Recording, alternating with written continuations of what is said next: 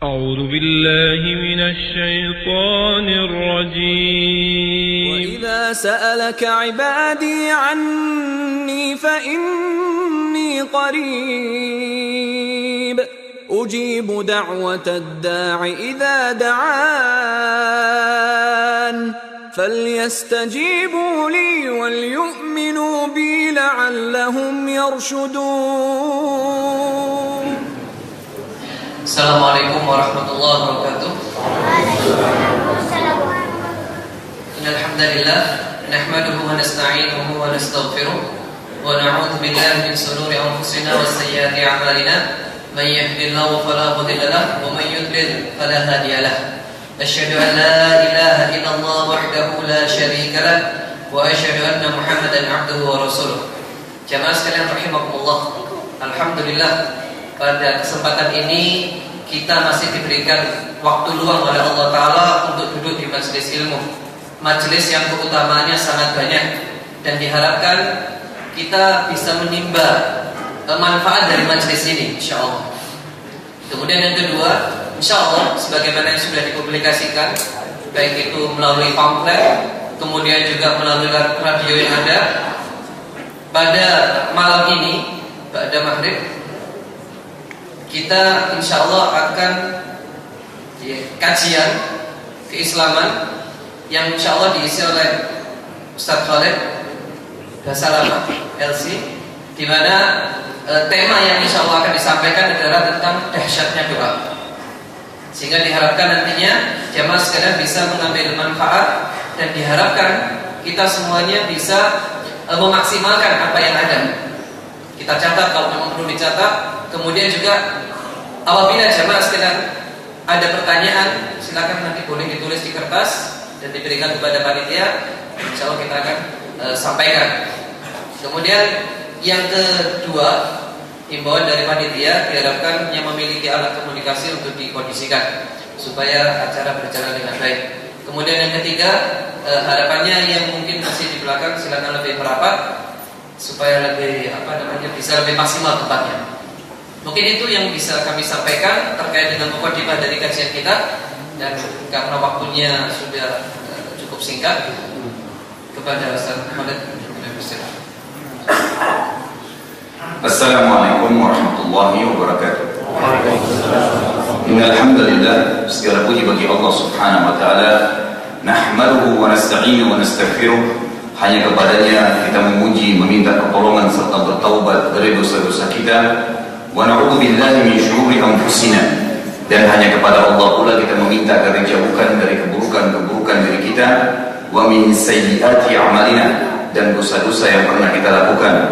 May yahdihillahu fala mudilla lahu, barang siapa yang Allah berikan hidayah maka tidak akan pernah sesat selamanya. Wa may yudlil fala hadiya lahu, dan barang siapa yang Allah sesatkan maka tidak akan mendapatkan petunjuk selamanya.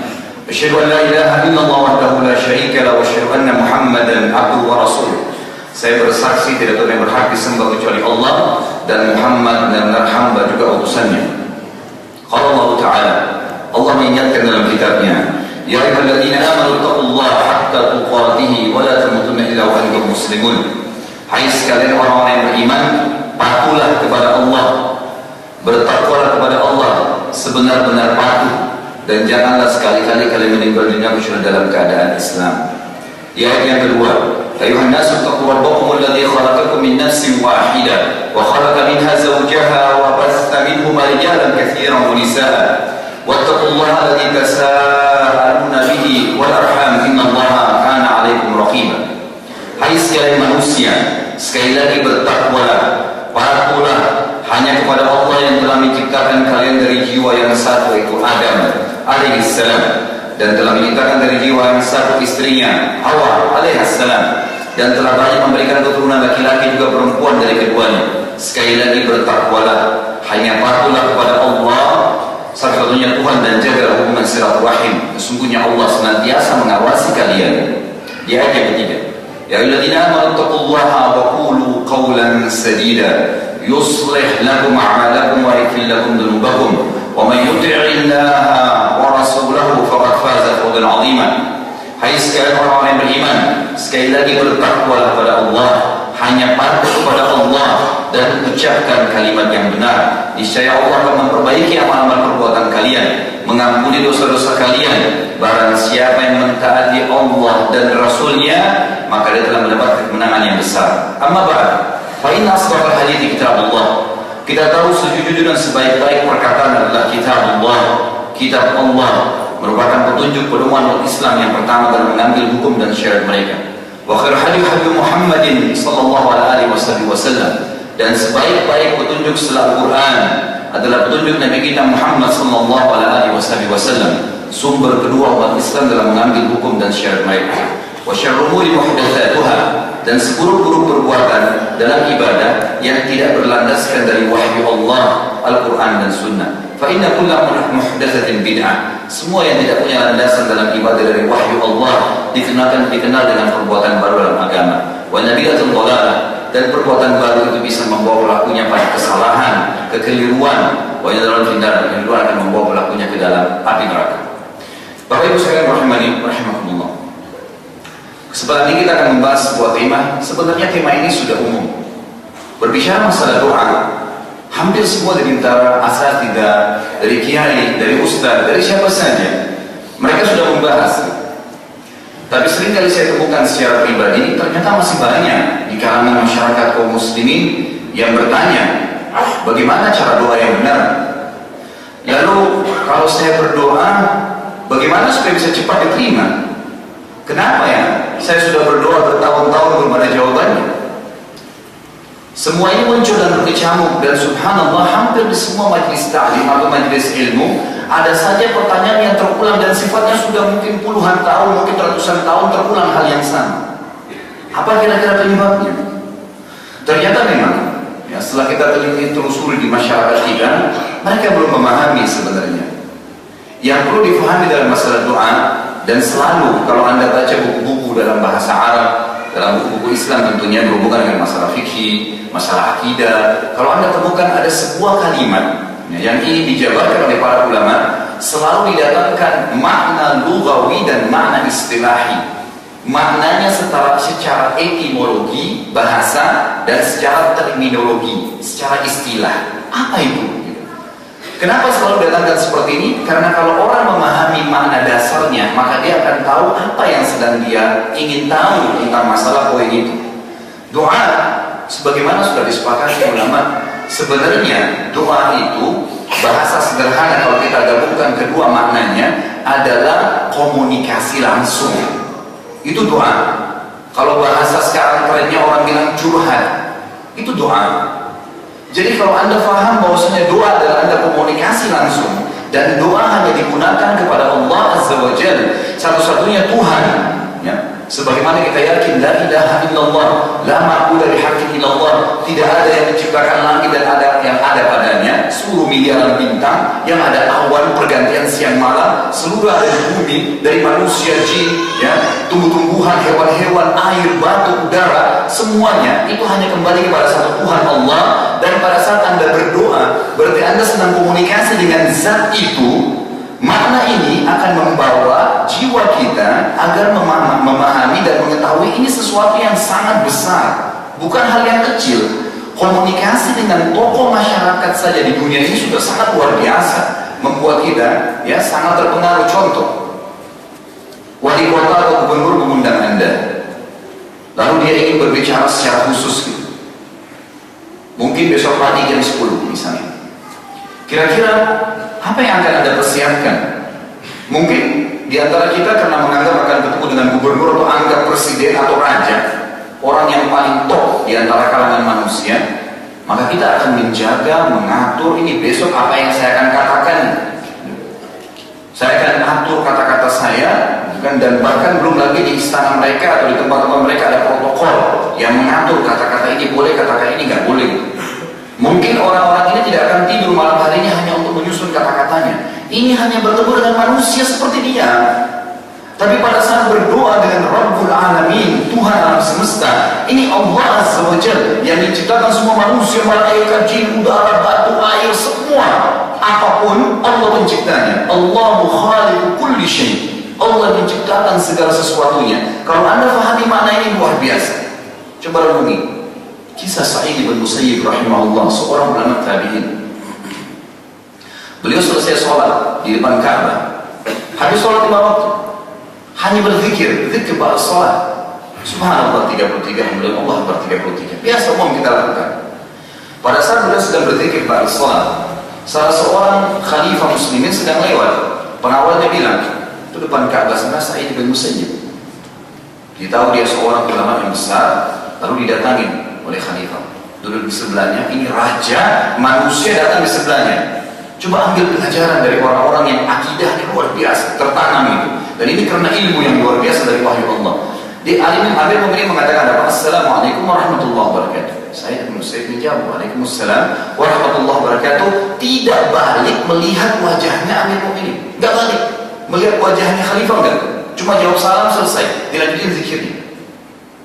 Kedua kali diberikan salam, Assalamualaikum warahmatullahi wabarakatuh. Dijawab, Waalaikumsalam warahmatullahi wabarakatuh. Tidak balik lagi melihat wajahnya raja, di sebelahnya duduk. Ini raja manusia.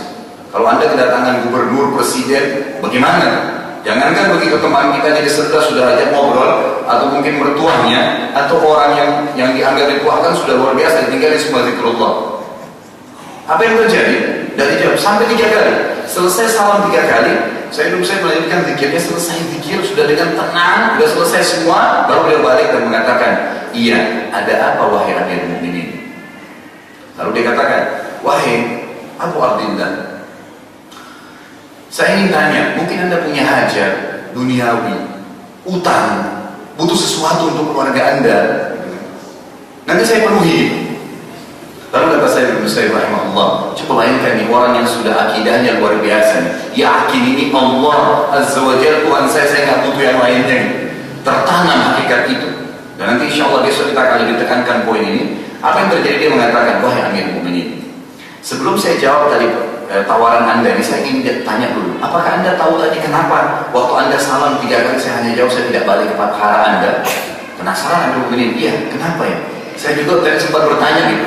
Dia bilang, karena tadi waktu Anda salam dengan saya sedang komunikasi dengan Tuhannya seluruh makhluk dan rajanya seluruh raja. Maka saya baru memotong pembicaraan saya dengannya hanya karena raja dunia. Saya tidak mau memutus komunikasi saya dengan Allah. Ini subhanallah ba'da salam gitu. Dia betul-betul memahami ini Rabbul Alamin. Subhanallah, nggak akan dipotong walaupun dengan raja dunia kecil ini rajanya seluruh raja. Saya nggak mau potong dulu. Apa yang terjadi? Mungkin jadi malu.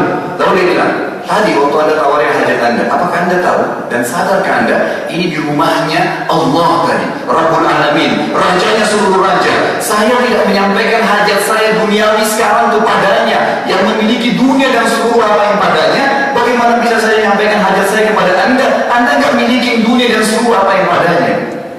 Apa yang terjadi? Amir Mu'minin malu, dia salam dan dia berdiri. Lalu dia mengatakan, Sa'id bin Musayyib adalah orang akhirat.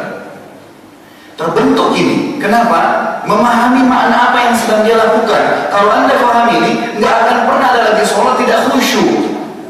Anda bisa seperti Hasan radhiyallahu anhu, cucu Nabi sallallahu alaihi wasallam, dalam riwayat sahih dikatakan, itu kalau habis wudu mukanya merah ketakutan mau sholat.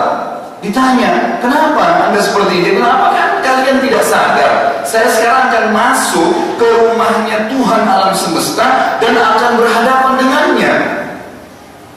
Anda bayangkan kalau sekali lagi tadi contoh Anda diundang oleh gubernur, disuruh datang nih, di istana saya datang ya, di kantor saya, tapi jam 3 malam. Semua kebutuhan Anda saya akan penuhi. Baik, pakai jas ya, pakai jas. Datang ke rumah saya jalan kaki, nggak boleh pakai mobil, jalan kaki. Urusan dunianya akan dipenuhi. Kita akan didatangi oleh Allah Azza wa Jalla ke rumah kita di malam hari sepertiga malam. Datang nih, terus nanya. Bukan raja yang tanya, Allah yang nanya. Ada yang punya hajat, saya penuhi. Nggak dimahami maknanya, sehingga setiap malam lewat begitu saja nggak sholat, gitu kan? Kalau dipahami maknanya, Allah datang nanya lagi, gitu kan? Nawarin ke rumah kita ke bumi. Ada yang punya hajat saya penuhi. Ada yang punya dosa saya ampunin, beristighfar. Ada yang minta tolong saya penuhi. Masih tidur gitu. Karena nggak paham, gitu. Jadi kalau Anda pahami maksudnya ini, Anda akan paham kenapa kok dibahas lagi masalah doa ya.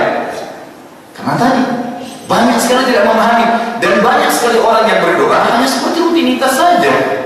Bahkan tidak jarang di antara mereka seperti orang yang kumur-kumur saja. Rabbana atina fid dunya apa yang diucapin nih? Kalau bicara sama wali kota sama gubernur ngomongnya begitu.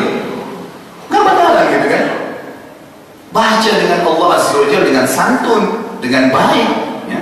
Innallaha thayyibun la yaqbalu illa thayyiban. Allah baik, Allah sempurna, Allah enggak terima kecuali yang sempurna. Jangan masjid lewat lalu diminta sumbangan, yang minta siapa? Bukan rumahnya masjid.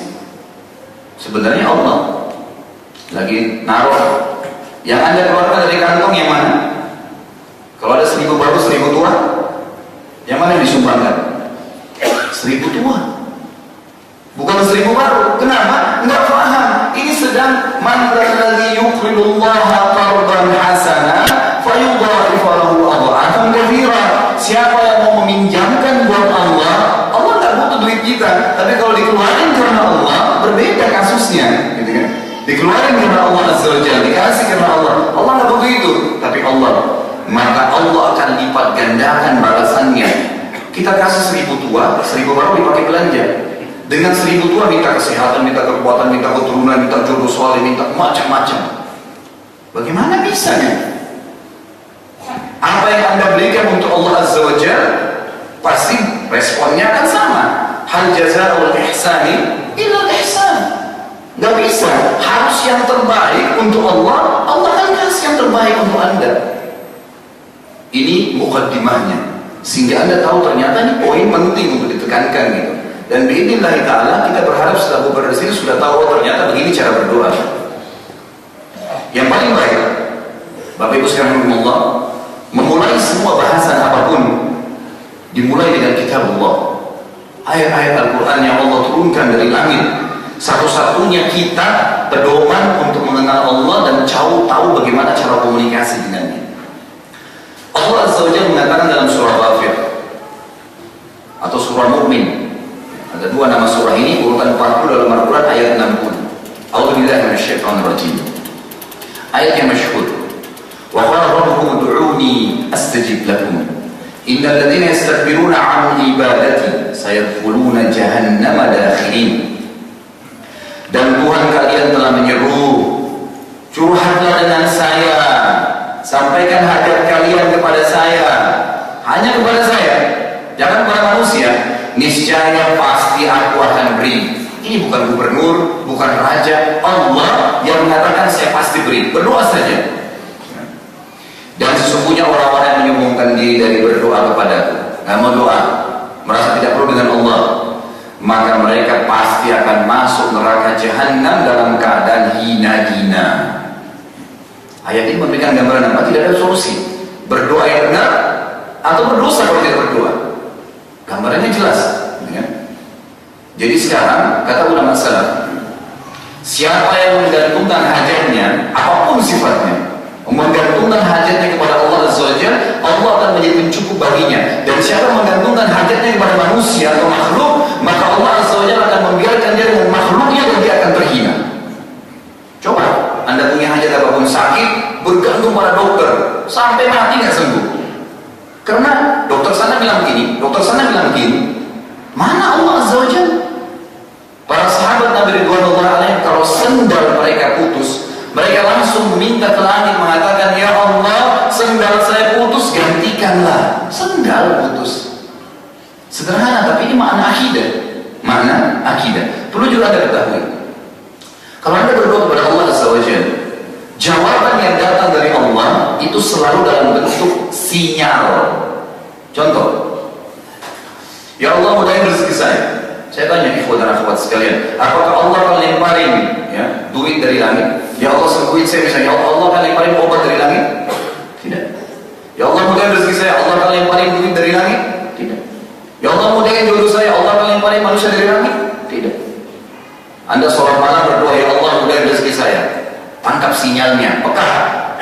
Besok pagi tiba-tiba ada teman datang nawarin, ini saya mau buka restoran, mau kerja sama nggak? Ini ada mobil saya mau jual, saya nggak ada duit mau beli, dari mana nih mau beli mobil ini? Tapi ternyata kalau kita tangkap, siapa yang menggerakkan orang ini nawarin mobil ke saya? Mungkin saya tidak beli, tawarin ke orang lain. Mungkin dengan nawarin ke orang lain beli, kemudian kita diberikan sedikit rezeki dari situ, halal, gitu kan? Contohnya, tiba-tiba ada yang tawarin kerja di sebuah tempat, kalau kita tangkap sinyal itu, maka biidznillah ta'ala akan terbuka pintu rezeki. Ya Allah, putarin jodoh saya. Salah, fatal, ada orang bilang saya sampai tua dan nikah-nikah karena tidak datang jodoh saya. Nyalain Allah. Naudzubillah. Berapa banyak orang yang tolak? Berapa banyak sinyalnya Allah datang gitu. Si fulan nawarin anaknya, si fulan mau nikah, si fulan ini, si fulan itu. Selalu kita tolak. Dan Allah memberikan kita takdir ikhtiar di sini. Pilih. Ada A, B, C, istikharah saja. Yang mana saya tangkap sinyalnya, saya mau milih A, ya sudah. A, Allah catatkan untuk itu. Tinggal kembali kepada Allah Azza wa Jalla. Ya Allah, sembuhin saya. Besok tiba-tiba saja ada teman saya datang, kemudian saya ngobrol. Saya sakit asma nih, saya sakit ini. Lalu dia ngomong, dia bilang, setahu saya ada dokter yang bagus di sana. Oh, ada obat pernah saya minum ini bagus. Dari mana dia ngomong gitu? Kalau Anda peka tuh sinyal dari Allah. Anda konsultasi sama dokter itu, konsultnya bagus, cocok, resepnya cocok, sembuh. Yang sembuhin dokter sama obat? Wallahi bukan. Allah Azza wa Jalla yang sembuhin. Itu semua jawaban dari doa. Jadi jangan pernah menganggap Allah tidak beri jawaban. Itu tidak mungkin. Allah sudah janji kok, pasti saya akan berikan jawaban. Tapi tentu ada beberapa syarat yang harus dipenuhi. Tidak boleh minta yang haram. Nanti akan kita jelaskan beberapa poin-poinnya. Jangan sampai makanan dan minuman serta pakaian haram. Ini semua hal-hal yang diperingatkan. Nanti akan kita lebih jelaskan di tindak sebentar. Ini dalil yang pertama. Kalau Anda ingin tahu kira-kira bagaimana caranya supaya doa saya diterima, syarat yang paling pertama doa diterima itu ya, adalah keikhlasan, tulus hanya karena Allah dalam segala ibadah.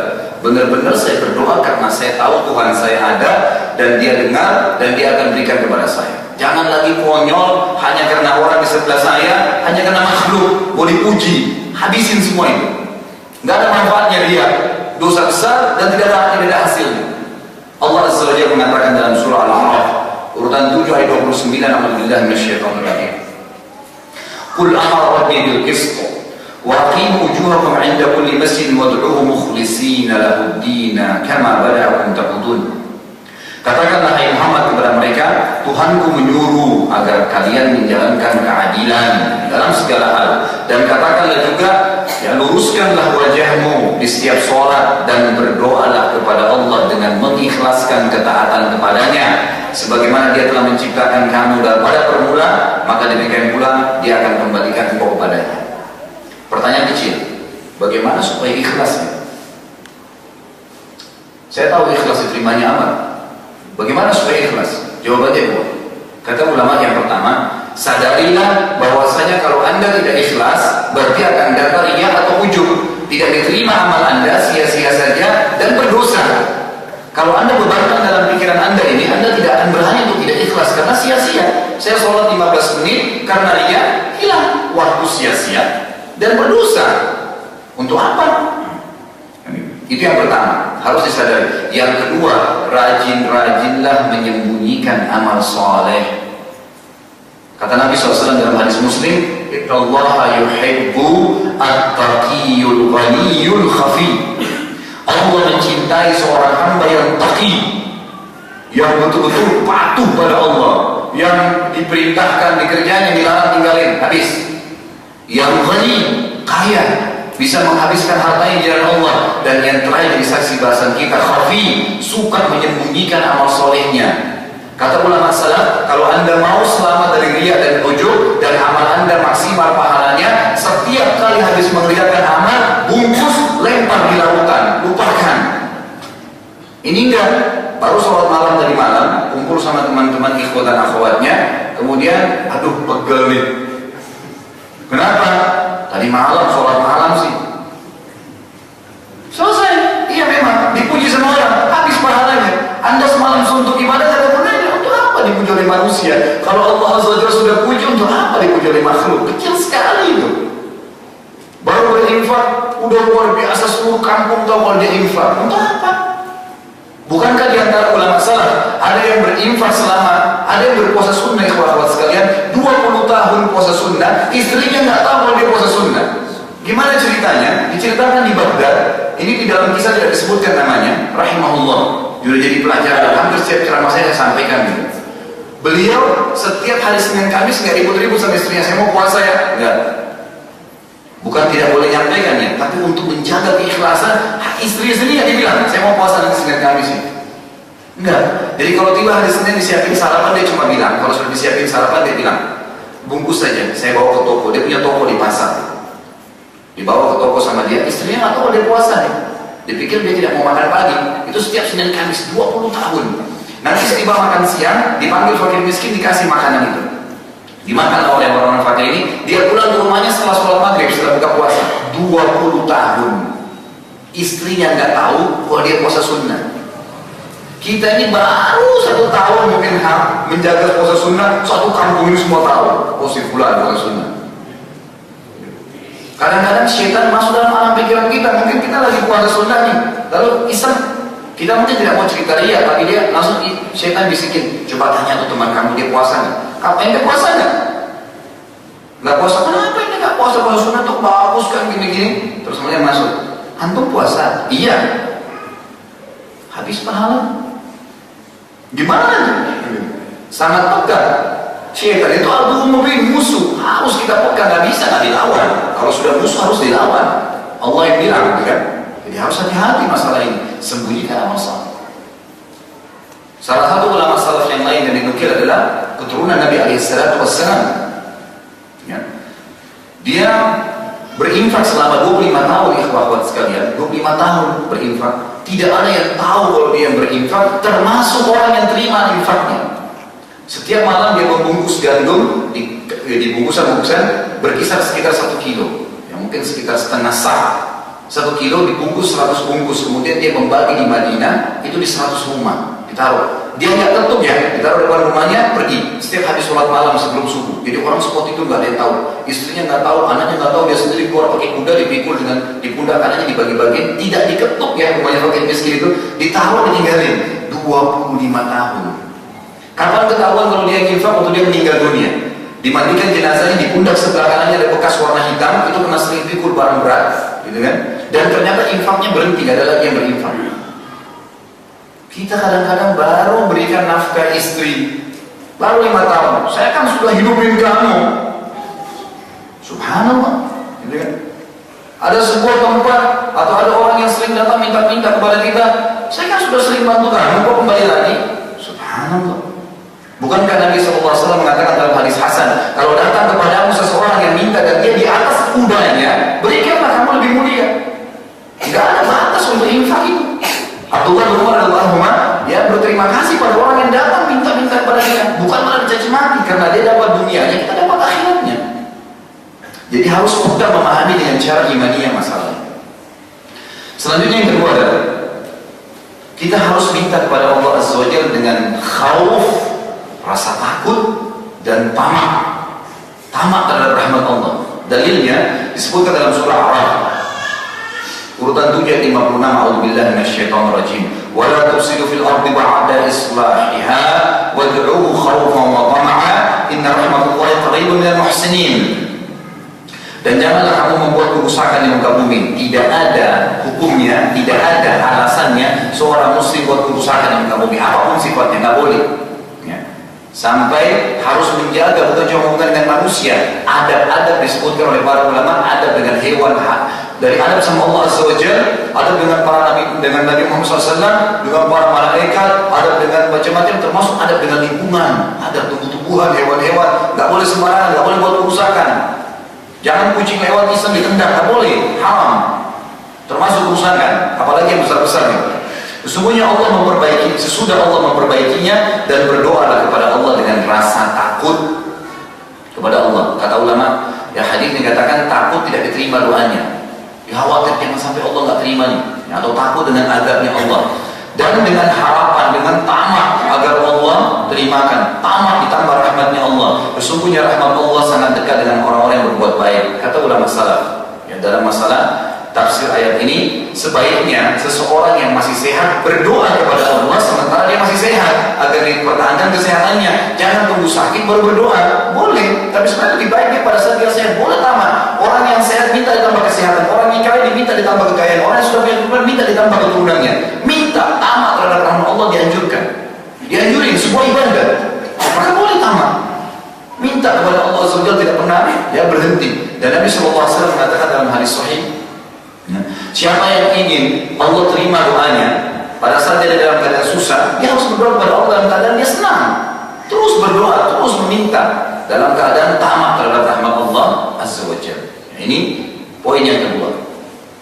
Syarat yang kedua. Yang ketiga, menggunakan nama-nama dan sifat-sifat Allah yang mulia dalam berdoa, memuji-muji Allah. Nabi SAW selalu berdoa dengan memuji-muji Allah, dan banyak contoh dalam masalah ini. Disebutkan dalam Al-Quran surah Al-A'raf juga sama, urutan 7 ayat 180. A'udzubillahi minasyaitonir rajim. Walillahi asma'ul husna fad'uuhu biha. Wa dharul ladzina yulhiduna fi asma'ihi sayujzauna ma kanu ya'malun.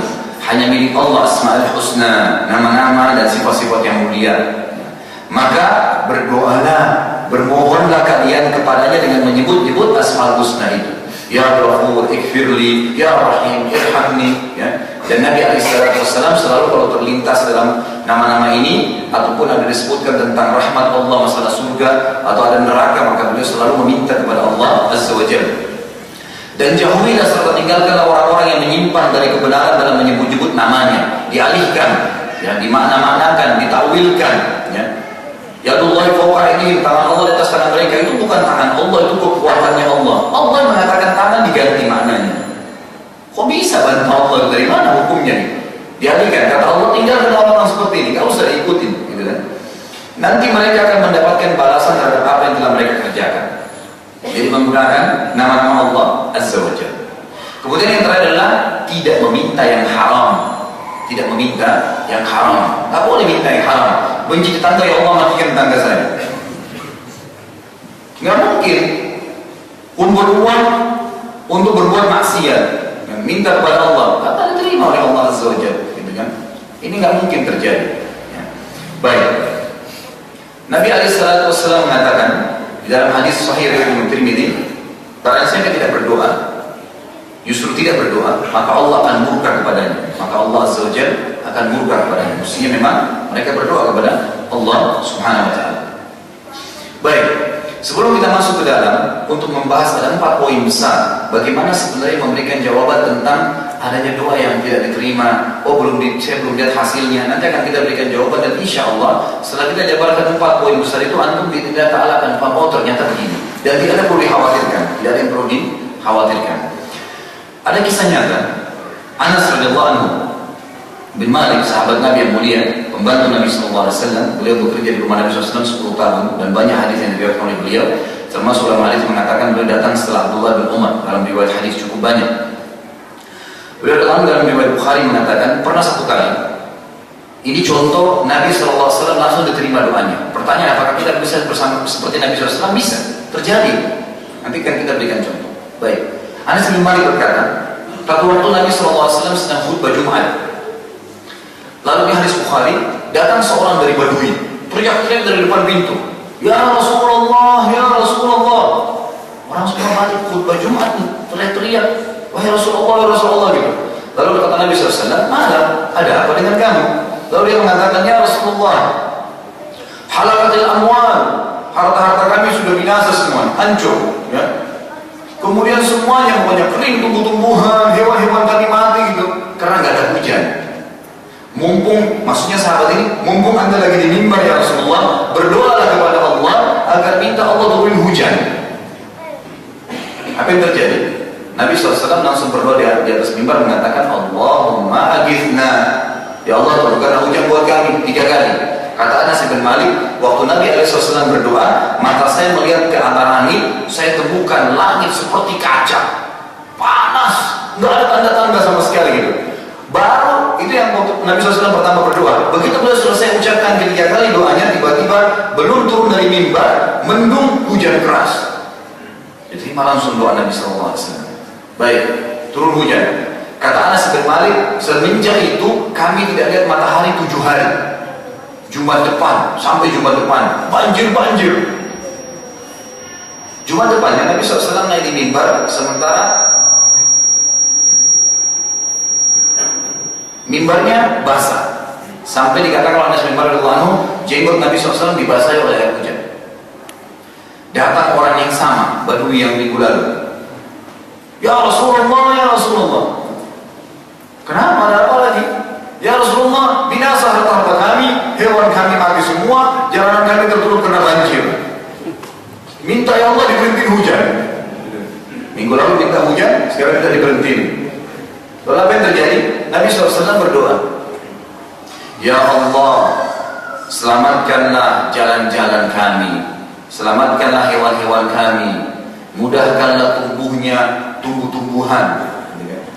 Lalu kata Anas bin Malik, Nabi SAW mengisyaratkan tangan beliau ke awan-awan, maka awan tersebut bubar dan akhirnya berhenti hujannya. Riwayat ini memberikan gambaran salah satu mukjizat Nabi SAW adalah diterima doanya alaihissalam. Tapi pertanyaannya, apakah itu bisa terjadi pada umatnya? Jawabannya bisa. Tapi ada beberapa hal yang harus antum ketahui. Nanti akan kita masuk ke 4 poin itu. Saya berikan contoh satu saja. Mungkin antum tahu semua Dr. Abdul Razak, ya, yang kemarin sering datang ke Indonesia. Dulu dosen kami di Madinah, dan beliau salah satu guru saya yang saya sangat hormati gitu. Beliau pernah waktu masih di kampus, beliau masih menyelesaikan S3 waktu itu, saya juga masih di kampus. Saya saksikan dengan mata kepala sendiri, ya, semoga Allah menjaga beliau. Itu lagi musim panas, ikhwah-ikhwat sekalian, musim panas di Saudi yang belum tahu itu luar biasa, sampai 50 derajat, bibir dan saya pecah semua karena panasnya. Hari Jumat, dan saya hadir waktu itu di Jumat di kampus di Madinah. Kemudian beliau berdoa pada saat dari khatib Jumat mengatakan Allahumma adifna. Beliau berdoa mengucapkan doa ini. Subhanallah, saya disaksi waktu itu melihat turun hujan di kampus kami. Waktu itu juga sebelum beliau turun dari mimbar, turun hujan di Madinah, di kampus kami, tidak seluruh Madinah, di kampus kami saja turun hujan. Dan saya mengatakan Subhanallah, ya, Maha Suci Allah yang bisa memberikan apa? Yang bisa mengabulkan doa hambanya. Tapi bagaimana caranya, gitu kan? Nah, kita lebih dalam sekarang masuk pembahasan bagaimana caranya, ini butuh jawaban. Baik. Ada 4 permasalahan besar dalam masalah doa. Yang pertama, ikhwan dan akhwat sekalian, poin pertama yang paling penting, sadarilah doa itu adalah ibadah. Maksudnya apa? Antum lihat jawabannya atau tidak lihat jawabannya, tetap berpahala. Jadi jangan pernah anggap sia-sia saya berdoa nih karena tidak lihat hasilnya. Enggak, itu ibadah. Jadi pasti antum akan panen pahalanya, nggak usah khawatir. Sebagaimana sabda Nabi SAW yang masyhur, ya, doa itu ibadah, masyhur. Itu sudah jelas. Dan hadis ini kata ulama mengandung 2 makna. Artinya tidak ada doa yang sia-sia walaupun belum kelihatan jawabannya dari Allah Azza wa Jalla, karena itu adalah ibadah. Yang kedua, perlu disadari pada saat saya berdoa saya sedang komunikasi dengan Rabbul Alamin. Maka komunikasi dengan Rabbul Alamin ini memberikan gambaran kepada kita bahwasanya, ya, itu bentuk ketaatan kepada, itu bentuk ketaatan. Dan saya sedang komunikasi. Bagaimana nikmatnya komunikasi dengan orang yang kita hormati, maka dengan Allah Azza wa Jalla harus lebih nikmat lagi. Itu yang pertama. Poin yang kedua, jadi ini ibadah sudah jelas, gak dibahas lagi. Yang kedua, doa itu ikhwan dan akhwat sekalian, penerimaannya, jawabannya melalui tahapan. Dari mana dalilnya? Hadis sahih. Kata Nabi SAW, tidak ada seorang muslim pun di muka bumi ini yang berdoa kepada Allah kecuali Allah akan menjawabnya, tetapi melalui salah satu dari 3 tahapan. Yang pertama, Allah berikan langsung di dunia, langsung Allah kasih. Ya Allah, sembuhin saya, sembuh. Ya Allah, bayar utang saya, dibayar. Ya Allah, mudah hidup saya, dikit. Tapi sebenarnya saya katakan jawabannya senyap, gitu kan? Jadi ada gambaran, diterima langsung oleh Allah Azza wa Jalla. Yang kedua, kata Nabi SAW, yusraf anhu su'. Allah bisa hilangkan dengan doa itu keburukan yang akan menimpanya. Ini penting. Artinya kalau bukan kita lihat jawabannya langsung, berarti kalau kita lihat jawabannya ada keburukan-keburukan yang Allah hilangkan, tidak jadi menimpa kita karena doa tadi. Dan ini kata Ibnu Qayyim rahimahullah, perumpamaan, ya, seseorang contoh berkata ada anaknya sakit 10 tahun kena penyakit. Tiap hari dia berdoa, ya Allah sembuhin anak saya, ya Allah sembuhin anak saya, ya Allah sembuhin anak saya, gitu kan? Ternyata anaknya nggak sembuh-sembuh. Kata Ibnu Qayyim rahimahullah, kalau orang ini mengatakan Allah nggak terima doa saya, mungkin anaknya akan lebih parah daripada sakitnya sekarang. Tapi karena Allah terima doanya, justru Allah ya tetapkan anak dalam penyakit yang sama, semestinya lebih berat. Tapi Allah ya tetapkan dalam hal yang sama. Dan nanti ada sesuatu yang penting. Kadang-kadang Allah Azza wa Jalla terus memberikan cobaan pada seorang hamba, karena kalau diangkat cobaan tersebut maka dia akan jauh dengan Allah. Pada saat dia meninggal dia akan tahu, oh ternyata saya lebih bersyukur pada saat saya dalam keadaan seperti ini, karena akhirnya saya panen pahalanya. Ada seseorang di rumah sakit ya, di salah satu rumah sakit di Saudi. Itu kalau antum masuk lihat di rumah sakit, semua badannya stroke dan dia ada beberapa yang patah tulang karena tabrakan gitu. Dia mati, itu sudah 10 tahun di rumah sakit, keluarga tinggal biaya aja. Kalau diziarahi di situ, diberikan salam, kita cuma salaman sama dia, dia selalu ucapan mulutnya alhamdulillah. Antum nggak bosan di sini gini betul-betul alhamdulillah. Kenapa? Kok bilang alhamdulillah? Dia bilang, tahu nggak? Dulu sebelum saya kena penyakit ini, saya waktu masih seperti syabab, anak-anak muda, terus anak sini dengar musik, wah maksiat banyak macam-macam. Subhanallah, dengan tabrakan ini saya bersyukur. Loh, kok bisa? Semenjak saya masuk rumah sakit dan saya stroke begini, sekarang saya sudah hafal 30 juz Al-Quran. Malah saya jadi mengaji, saya jadi hafal Quran, malah saya bersyukur gitu. Dan mungkin hari kiamat kalau dia lihat bagaimana fadilahnya dia sakit itu luar biasa. Dia akan sujud syukur berterima kasih kepada Allah karena nggak normal umumnya. Karena kadang-kadang Allah Azza wa Jalla justru karena sayang dengan kita. Nanti akan lebih jelas di poin setelahnya. Yang ketiga kata Nabi SAW, yuddahar lahu yaumal qiyamah. Allah menyimpankan untuknya yang dia akan panen dalam bentuk pahala yang besar pada hari kiamat. Dalam sebuah athar yang sahih. Kalau athar berarti bisa dari para sahabat Nabi Ridwanul Alaihim yang menukil dari Nabi SAW. Apa yang berkata? Dikatakan bahwasanya sesungguhnya hamba-hamba yang rajin berdoa akan menemukan pahala yang berlimpah pada hari kiamat. Dan mereka bertanya pada saat itu kepada para malaikat, dari mana pahala-pahala ini? Perasaan belum pernah saya tahu ini amal ini yang saya kerjain. Maka para malaikat berkata, ini pahala doa-doa kalian yang belum kalian lihat, ya, yang belum kalian dapatkan jawabannya di dunia.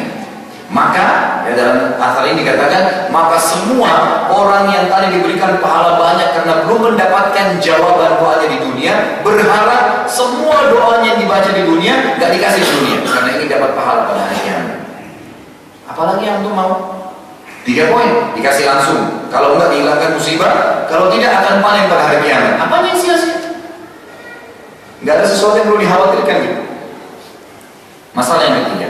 Baik, sebentar dulu. Sebelumnya masuk masalah ketiga, saat Allah Azza wa Jalla, ikhwan dan akhwat sekalian rahimakumullah, menerlambatkan jawaban doa di dunia, itu karena Allah lebih tahu apa yang terbaik. Ibaratnya seperti kalau anak Anda misalnya kita punya anak mau bergaul dengan seseorang gitu. Saya sebagai orang tuanya tahu orang ini tidak baik nih. Anak saya nggak ngerti. Tolong saya pamit, saya mau ikut, izinkan saya. Enggak, jangan. Anak itu tidak baik. Anak kita tidak, saya bisa jaga diri. Enggak. Pasti kita sebagai orang tua tetap ngotot nggak izinkan. Kenapa? Karena kita tahu bahayanya gitu. Kata Ibnu Qayyim rahimahullah, ibaratnya seperti itu. Jadi kalau kita berdoa, ya Allah nikahin saya sama fulana, ya Allah bukain saya ini, ya Allah ini. Allah belum kasih, sebenarnya Allah lebih tahu ada sebabnya. Jadi jangan Anda suudzon sama Allah, nggak boleh. Dalam hadis qudsi, ana indal dhanni 'abdi bi. Saya selalu dengan persangkaan hambaku. Kalau sangka baik yang pagi ini saya sudah berdoa, Allah belum kasih, pasti ada sesuatu nih. Nah ini penting untuk diketahui. Maka di sini kita harus tahu bahwasanya kalau seandainya pun, ya, kata Ibnu Qayyim rahimahullah, anak kita tidak izin, kita tidak izinkan, maka bagaimanapun retorik yang disampaikan anak kita tetap kita ngotot tidak izinkan. Ya? Allah Azza wa Jalla tidak memberikan karena Allah lebih tahu akan ada bahayanya. Contoh, ada kisah nyata ikhwah sekalian di Saudi yang sangat memukau, luar biasa. Seorang laki-laki melamar seorang wanita, diterima, sudah sepakat. Laki-laki ini sangat tergila-gila dengan perempuan. Ini kisah nyata di Saudi dan masyhur kisahnya. Kemudian waktu diterima lamarannya, laki-lakinya senang sekali. Laki-laki luar biasa, akidahnya bagus, ibadahnya bagus, luar biasa. 3 bulan sebelum menikah, wanita itu tiba-tiba batalin tanpa sebab, batal. Laki-laki ini kaget, kenapa? Ditanya ayahnya bicara sama perempuan tersebut, tidak mau. Ibunya nggak mau, pamannya ngomong semua nggak mau. Pokoknya saya tidak mau. Putuskan pernikahan sama laki-laki ini. Ini disampaikan oleh salah seorang dosen di Ummul Qura yang saya nukil dari kaset beliau, Dr. Muhammad Quraisy.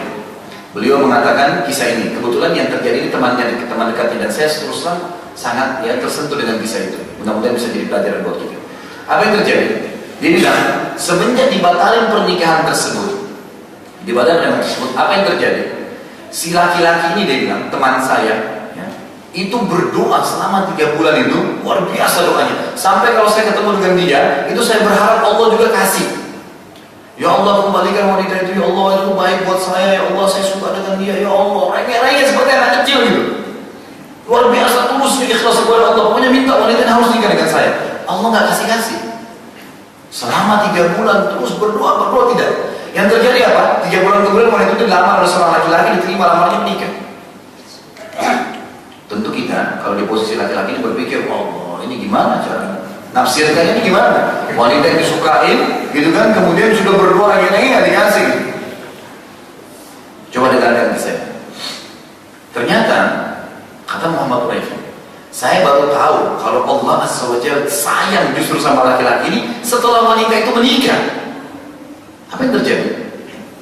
Wanita itu setelah menikah, 1 bulan setelah dia menikah, pas 1 bulan, ternyata dia merasa ada masalah di payudara sebelah kirinya. Azakumullah, ya.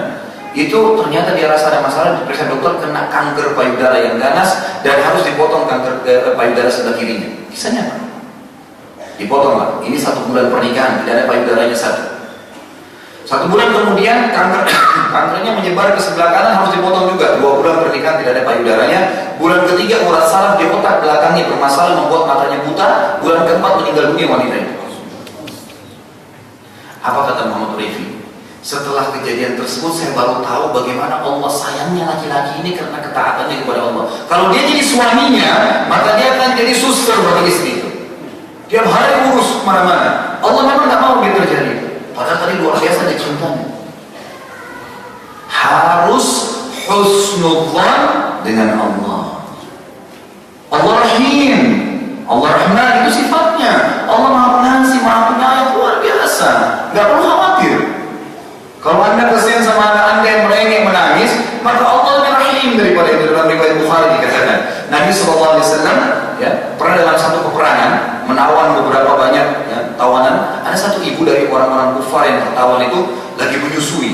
Kelihatan karena bajunya basah dari asinya. Anaknya rupanya itu masuk dalam tawanan perang. Rasulullah SAW memperhatikan orang ini, ibu ini. Lalu ibu ini kelihatan lagi nyari anaknya gitu. Setiap ada anak-anak yang diangkat, dibalik bukan anaknya, dia cari keliling-keliling. Lalu Nabi SAW memberikan isyarat kepada sahabat-sahabatnya untuk lihat ibu itu, diperhatikan. Sampai ibunya satu waktu membalik seorang anak kecil, yang masih itu. Ternyata anaknya dipeluk sama ibu tersebut, dan dia lupa lagi bahwasanya di depan peperangan banyak orang, dibuka bajunya, disusui di depan orang semua gitu. Ibu ini saking sayangnya dengan anaknya gitu, dia sudah lupa semuanya. Anak yang tadi dianggap sudah mati mungkin, dipeluk sama dia. Apa kata Nabi SAW? Apa kalian lihat ibu ini? Apa kata para sahabat? Tentu ya Rasulullah. Kata Nabi SAW, kalau kita bakar kayu bakarnya, lalu kita minta ibu itu lempar anaknya ke api itu, apa ibu itu mau? Kata sahabat, tentu tidak. Mungkin ya Rasulullah. Artinya melihat kasih sayangnya dia ini, nggak mungkin ada ibu melempar anaknya di api, nggak mungkin. Apa kata Nabi SAW? Ini closing hadis yang luar biasa, dan ini ada jadwal intiba, menarik perhatian para pendengar gitu. Nabi SAW menyampaikan sesuatu yang penting di sini. Kata Nabi SAW, demi jiwa aku yang ada di tangannya, Rabb kalian, Tuhan kalian lebih mencintai kalian, lebih pengasih kepada kalian daripada ibu itu kepada anaknya. Allah nggak mau kita masuk neraka. Allah nggak mau kita sudah ini Allah nggak kasih. Nah, dikasih. Sabar aja. Ada sesuatu di sini. Ada sesuatu yang penting yang mungkin Allah sengaja terlambatkan karena ada hal-hal tertentu. Jadi ini harus diperhatikan. Jadi tidak boleh putus asa terhadap rahmat Allah. Tetap harus menyampaikan. Yang ketiga, tidak tergesa-gesa. Kata Nabi SAW dalam hadis Sahih Bukhari, yustajabu li ahadikum ma lam ya'jal. Para sahabat berkata, qalu wa kaifa ya'jal ya Rasulullah? Seseorang yang terkadang akan diterima doanya selama tidak tergesa-gesa. Para sahabat berkata, ya Rasulullah, bagaimana ciri-ciri orang tergesa-gesa itu? Apa kata beliau alaihissalatu wassalam? Yaqulu da'autu wa lam yustajabu li fataraka du'a.